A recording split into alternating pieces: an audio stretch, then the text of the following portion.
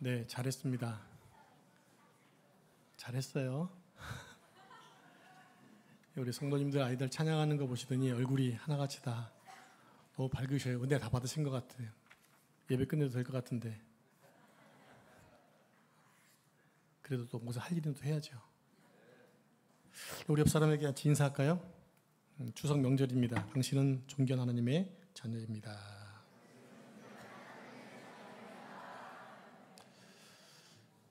네, 이런 말 있잖아요. 더도 말고 덜도 말고 그렇게 되시길 축복합니다.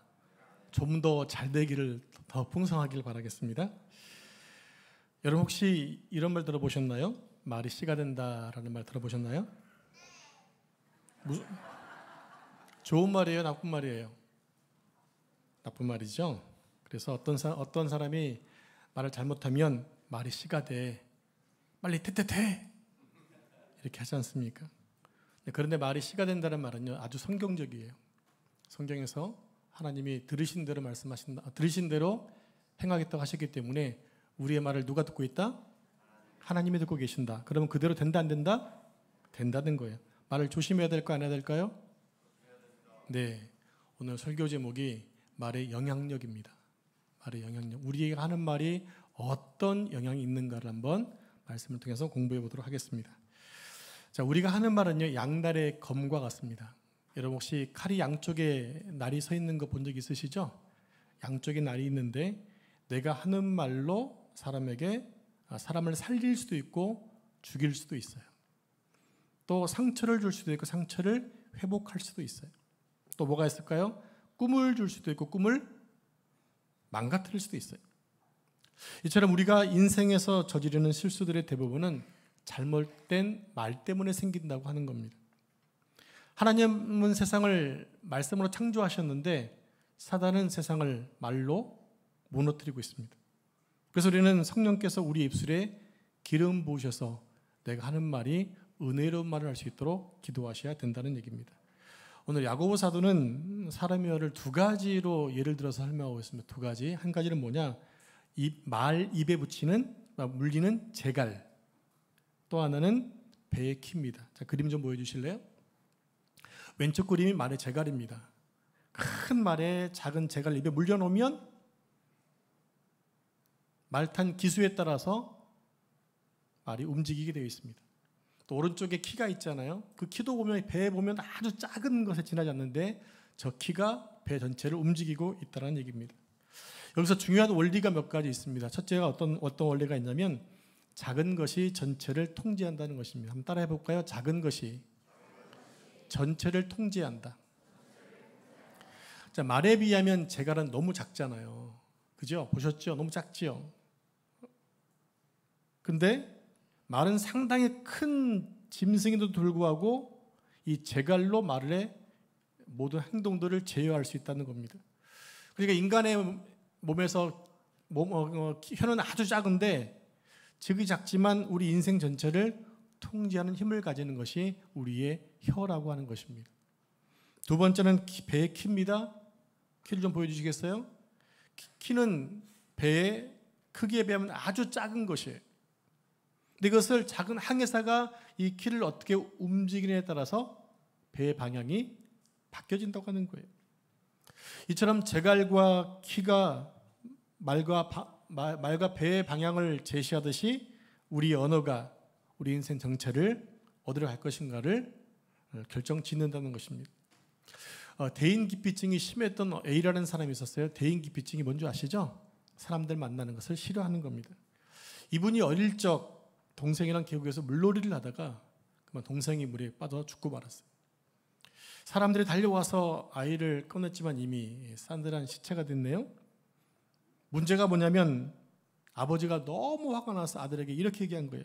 차라리 네가 대신 죽지.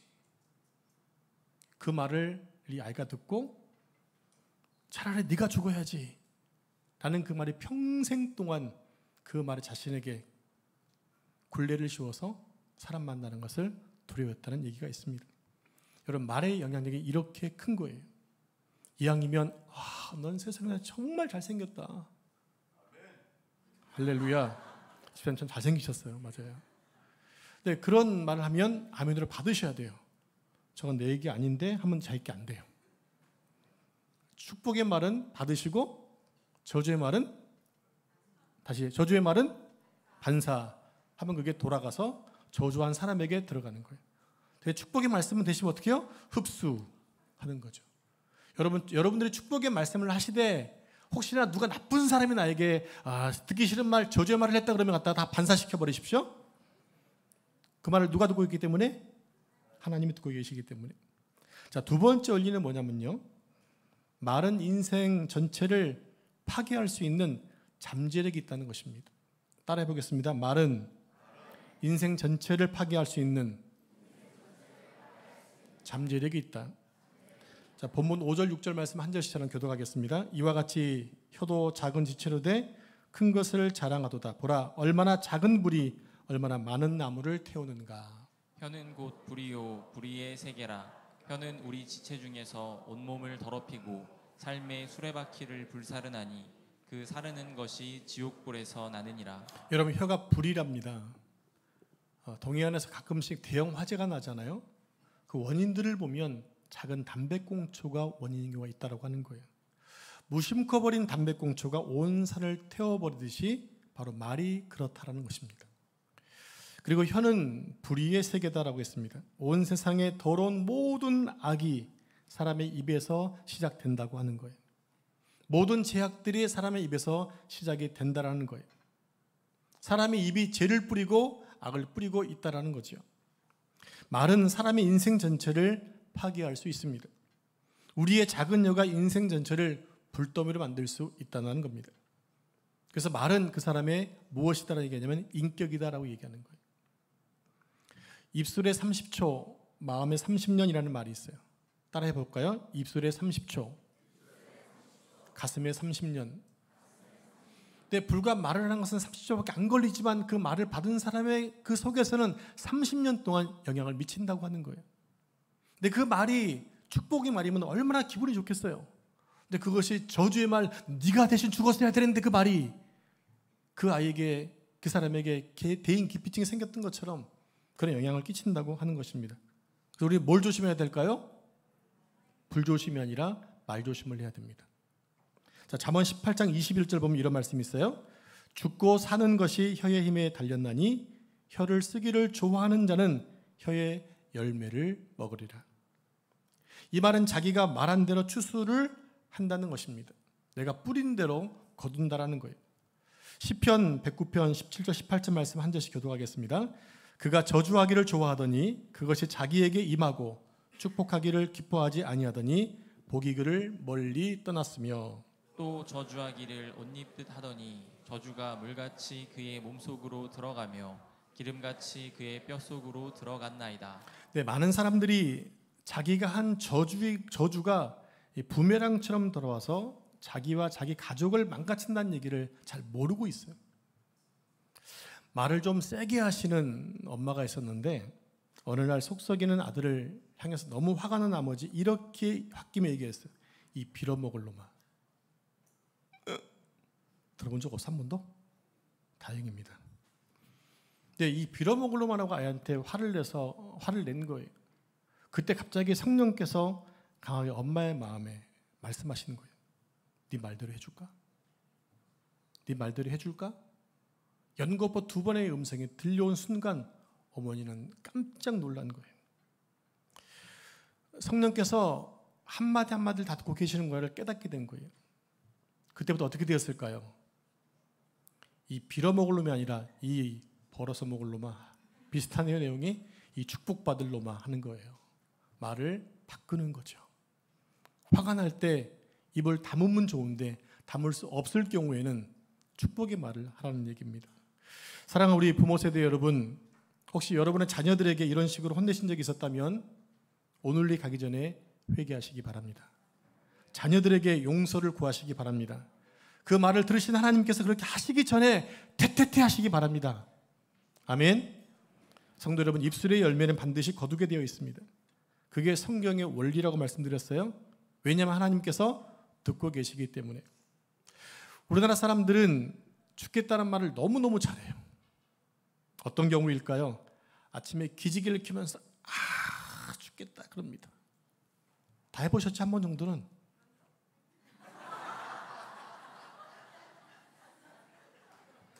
너 에버랜드 가서 신나게 놀면 다 해결될 것 같아. 그리고 졸려 죽겠다. 또 뭐가 있죠? 배고파 죽겠다. 반대로 또 배가 고파 죽겠는데 배불러 죽겠대요. 또 피곤해 죽겠다. 짜증나 죽겠다. 바빠 죽겠다. 또 반대로 심심해 죽겠다.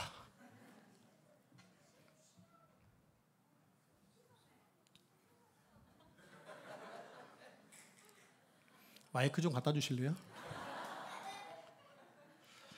자, 우리나라 자살률이 OECD 국가 중 1위라는 것이 우연일까라는 생각을 해봤습니다. 스트레스와 과로사로 사망한 40대 직장인 비율이 OECD 국가에서 탑에 들어가는데 그 이유가 우연이 아니라는 생각을 해보게 된 겁니다. 아마 수많은 사람들이 아마 기억나지 않을 만큼 죽겠다는 말을 했을 거예요. 그것을 알고 했던 무의식간에 했던 간에 그 말을 내가 입으로 했습니다. 내뱉었습니다. 누가 들으신다고요? 하나님이 들으신다고요. 특히 하나님의 사람들은 말조심을 해야 됩니다. 하나님은 믿는 자에게 말의 권세를 주셨거든요. 그러니까 여러분 부모 세대도 여러분들 자녀 세대에 마음껏 축복하십시오. 마음껏 축복하십시오. 꿈속에서도 축복하십시오. 말의 권세를 주셨으니까. 그래서 우리가 장난처럼 내뱉은 말의 열매를 거두게 된다는 겁니다. 우리가 안 거두면 우리 다음 세대에서 그 말을 거두게 될 겁니다.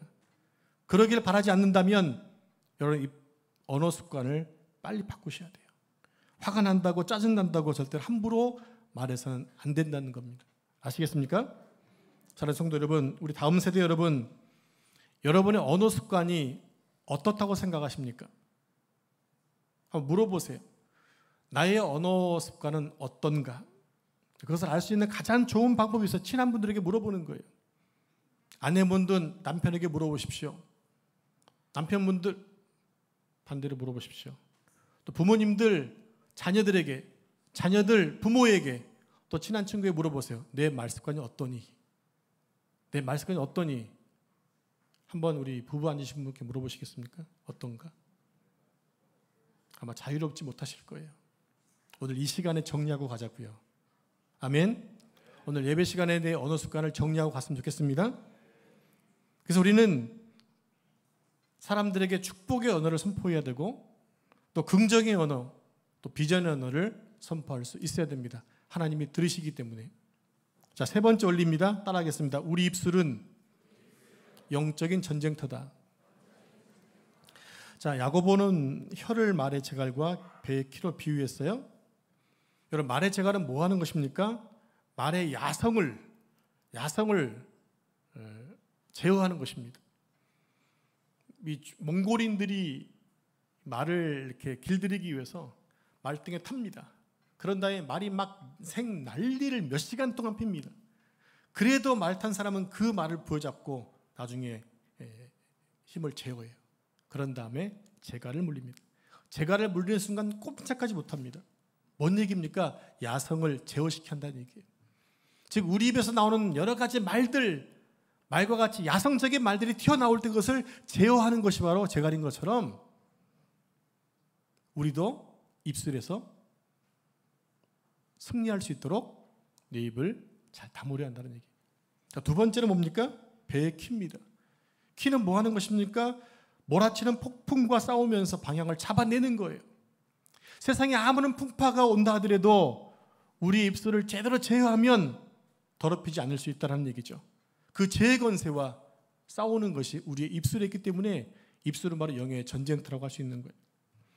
만약 우리의 입술을 그냥 그대로 놔두면 마귀는 순식간에 우리의 감정을 잠식해버려서 입술로 나오게 만들어버립니다.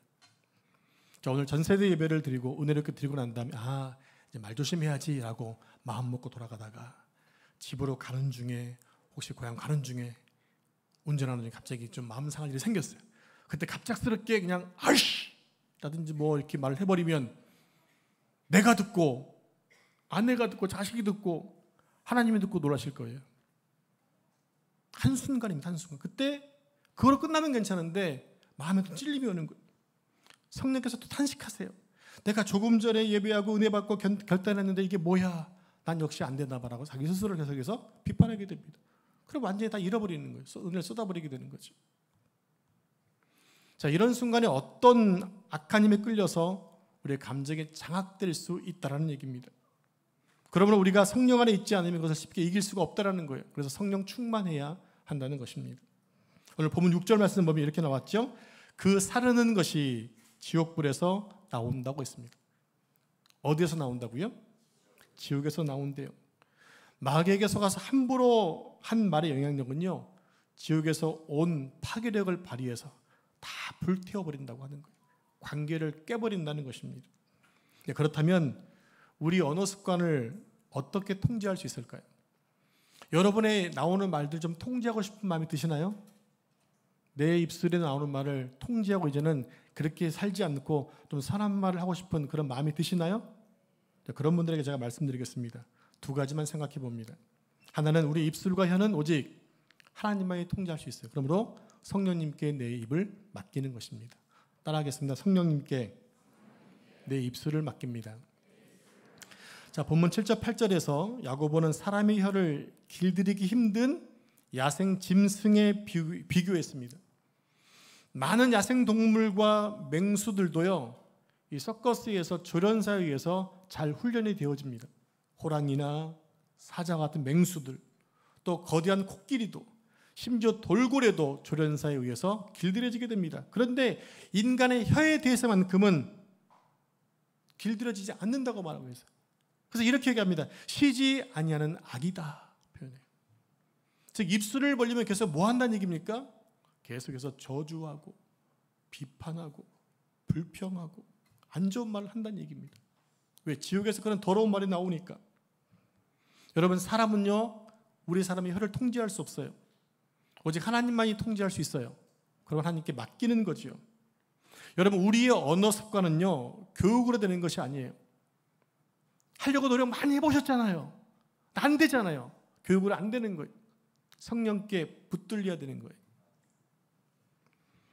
자, 지옥불에서 온 인간의 입술의 파괴력은요, 오직 하늘에서 오신 예수님의 말씀밖에 정화시킬 수가 없습니다. 마귀가 주는 세상적인 언어의 파괴력을 무기력하게 할 수 있는 것은요, 예수님의 말씀밖에 없다라는 거예요.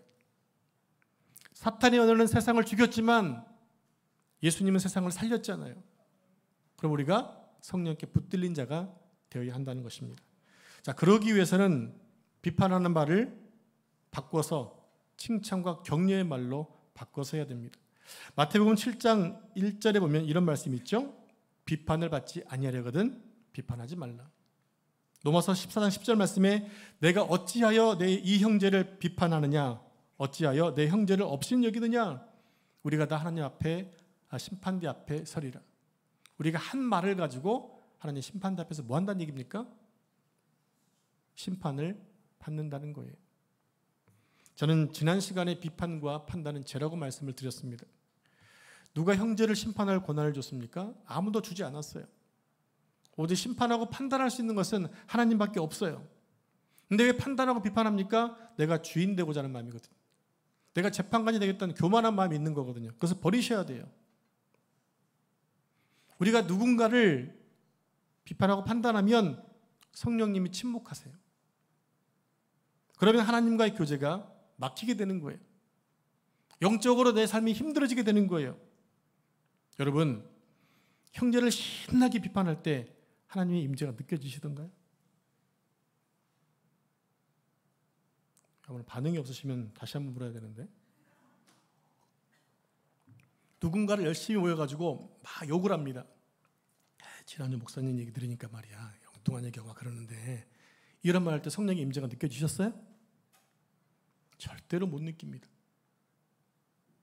하나님의 기름 부으심이 임하지 않습니다. 왜? 그 자리는 성령을 모신 자리가 아니잖아요. 그럼 우리가 성령 충만하고 싶다면, 주님의 임재를 느끼고 싶다면 우리 입술이 비판과 판단의 입술이 아니라 축복의 입술로 바뀌어야 한다는 것입니다. 아멘이십니까? 여러분, 비판은요, 사람의 기를 죽입니다. 힘을 뺍니다. 의지를 꺾어버립니다. 마음에서 기쁨이 사라지게 하고 불안감과 자기 방어 본능만 키우게 만듭니다. 이건 결코 성령께서 원하시는 일이 아니라고 하는 거죠. 그러므로 여러분 주변에 있는 가장 가까운 사람부터 비판하지 말고 칭찬과 격려를 해주시기 바랍니다. 여러분 자녀를 격려해 주세요. 여러분 자녀를 격려해 주세요. 부모님들 아멘. 자녀들의 장점과 가능성을 격려해 주십시오. 누구 새끼입니까? 그럼 축복해 줘야죠. 남이 해줍니까? 여러분이 하셔야지. 여러분이 아니냐 누가 남이 해주겠어요? 여러분 축복해 주시기 바랍니다. 오늘부터 여러분 남편을, 여러분 아내를 비판하지 말고 격려해 주십시오. 그러면 달라집니다. 지금보다 훨씬 더 잘할 겁니다. 더 예뻐지고 아름다워질 겁니다.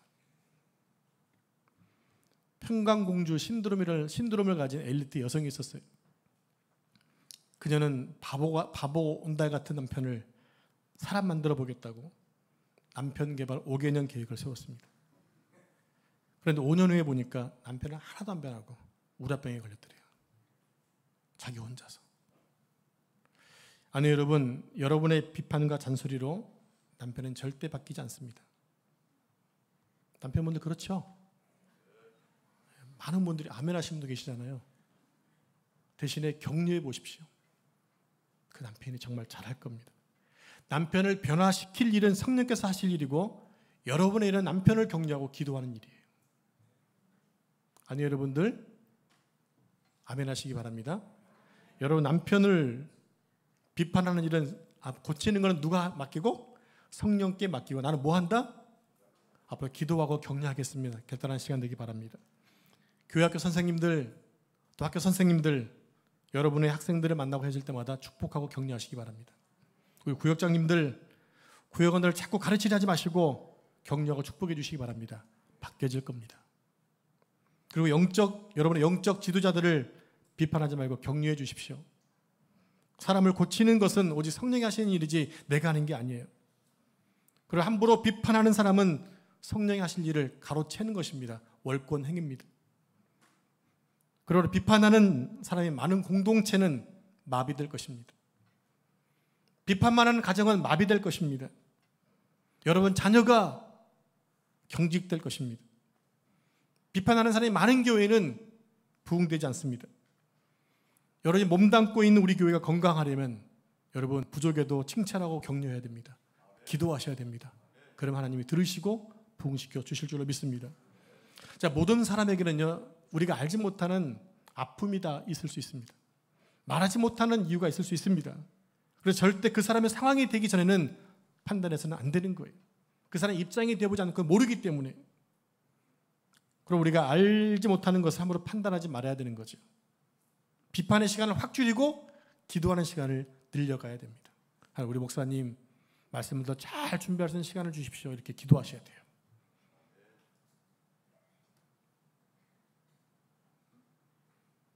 제가 좀 누구한테 얘기했죠?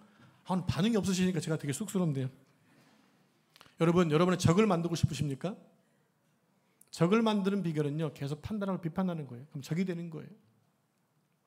그렇다면 비판을 멈추시고 형제를 살리는 말을 계속해서 하셔야 됩니다. 우리 에베소서 4장 29절 말씀을 잡동할까요? 시작. 무릇 더러운 말은 너희 입 밖에도 내지 말고 오직 덕을 세우는데 소용되는 대로 선한 말을 하여 듣는 자들에게 은혜를 끼치게 하라. 네, 모니터를 좀만 더 올려주시면 좋겠습니다. 자, 덕을 세우는 말은 한마디로 형제를 살리는 말입니다. 기쁨을 주는 말이에요. 그리고 형제에게 꿈을 주는 말입니다. 슬퍼하고 있는 형제를 일어나게 하고 상처받은 사람을 치유하게 하는 말이 바로 사람을 살리는 말이에요.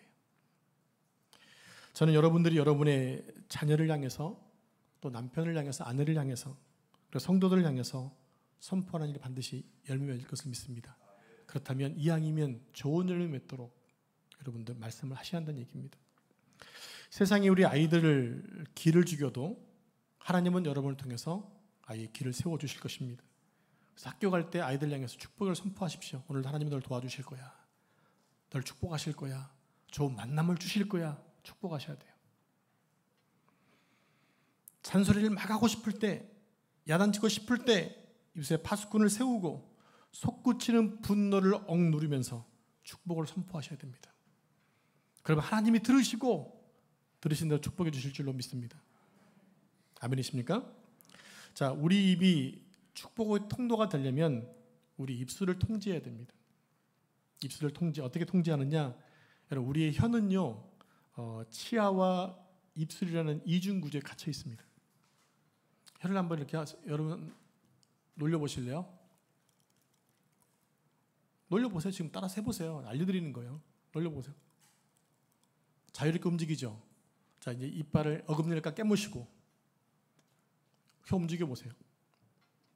잘 돌아가죠? 이제 입을 다무시고 같이 혀를 돌려보세요. 잘 돌아가죠? 절 따라해야겠습니다. 꽉 깨무시고 이를 어금니를 깨무시고 입술을 다물고 절 따라해 보겠습니다. 아, 피곤해 죽겠다. 지금 말한 친구는 말을 안 들은 거예요. 자, 다시 어금니를 다물고 입술을 굳게 다물고 이렇게 얘기했습니다. 나는 하나님을 사랑해요. 시작. 말이 나와요, 안 나와요? 안 나옵니다. 이렇게 제어하라고 이중구조를 만들어 놓으신 거예요. 그런데 이렇게 이중구조를 만들어 놨지만 그 혀라는 것은요, 이중구조를 뚫고 나와서 사람에게 상처를 주더라는 거예요. 그래서 야고보서는 얘기합니다. 너희 그 입으로 두 가지를 하고 있다. 한 가지는 하나님을 찬송하고 하나는 사람을 저주하고 있다는 얘기입니다. 그럼 우리 입술을 앞으로 어떻게 통제해야 됩니까? 화가 나고 짜증이 나고 힘들어서 욕하고 비판하고 싶을 때 어금니를 일차 깨무는 거예요.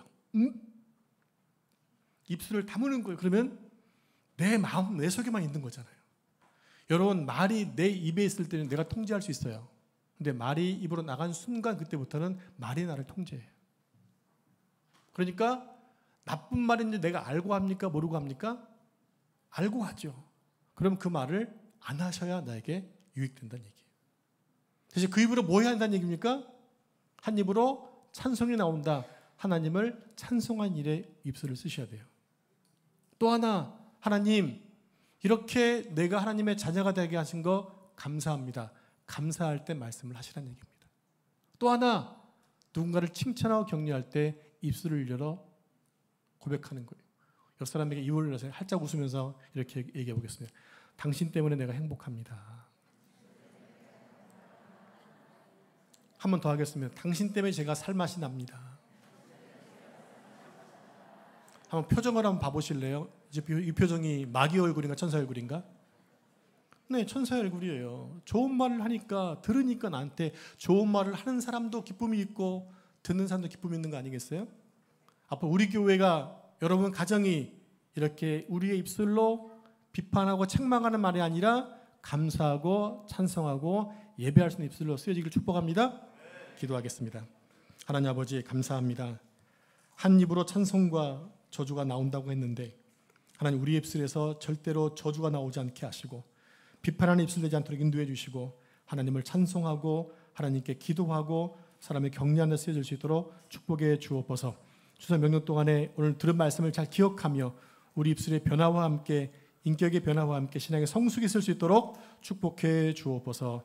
이 모든 말씀 우리 구원자 되시는 예수님의 이름으로 기도합니다. 아멘. 오늘은